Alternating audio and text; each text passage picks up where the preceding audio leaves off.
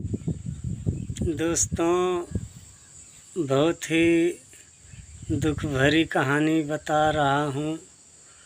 अपने भारत अहमदाबाद में फ्लाइट विमान से दुर्घटना हो गई।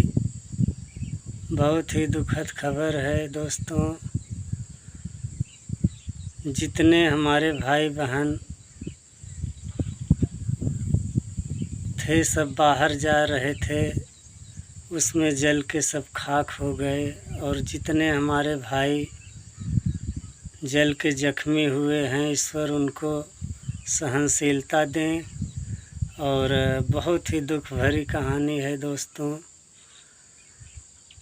ईश्वर कभी ना ऐसा किसी के साथ करे, चाहे कोई फ्लाइट हो चाहे ट्रेन हो, किसी के साथ ऐसा नहीं अन्याय ईश्वर करें। बहुत ही दुख भरी कहानी है दोस्तों,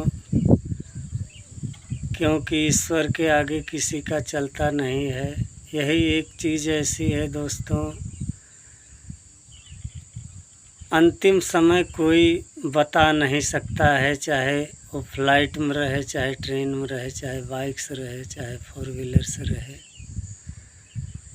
जिसका जब समय आ जाएगा तो उसको जाना ही पड़ेगा दोस्तों, कहीं भी रहेगा कोई।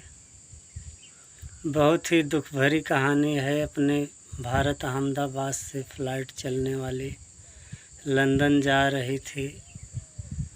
बहुत ही दुखद दुर्घटना हो गई। उसमें फ़्लाइट पूरी जल के राख हो गई और उसमें जितने हमारे भाई बहन बड़े साथी थे, जल के राख हो गए, जख्मी हो गए। बहुत ही दुख भरी कहानी है दोस्तों। किसी का जोर चलता नहीं है ईश्वर के आगे। जितने हमारे भाई बहन साथी जल के खाक हुए हैं, ईश्वर अपने चरणों में जो है शरण दें।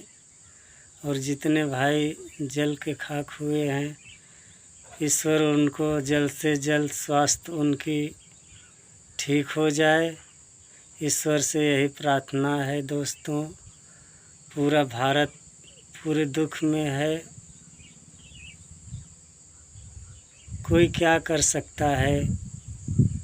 घटना जब आती है तो किसी को बता के नहीं आती है, वो सब ईश्वर के हाथ में ही है।